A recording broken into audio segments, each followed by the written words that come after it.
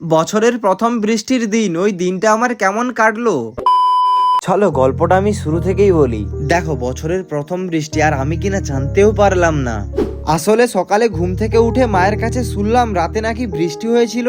মার কাছে এই কথাটা শোনার পর আমি ভাবলাম যে রাতে এত জোরালো বৃষ্টি পড়ে গেল, তাও আমি জানতে পারিনি। কি আমি ঘুমাচ্ছিলাম।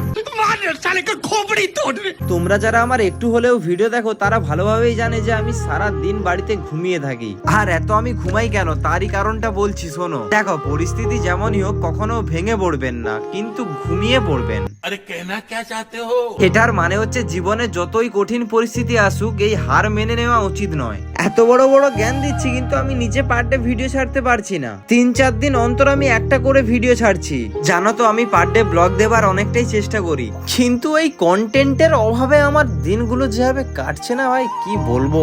তাই তো এত ঘুমিয়ে থাকি, ঘুমোতে ঘুমোতে শুধু কন্টেন্টের কথাই ভাবি। সত্যি বলছি, আমার যে কষ্টগুলো আমি লুকিয়ে রাখছি না, তোমাদের পাশে প্রকাশই করতে পারছি না। যাই হোক, আজকে বৃষ্টি পড়েছিল বলে আজকের ওয়েদারটা কিন্তু খুবই সুন্দর হয়ে গেছে। আজকের মতো এতটাই। যদি ভিডিও ভালো লেগে থাকে তাহলে আমাকে সাবস্ক্রাইব করে যেও, আর বন্ধুদেরকে আমার ভিডিওগুলোকে একটু শেয়ার করো। রাত হয়ে গেছে, আজকের মতো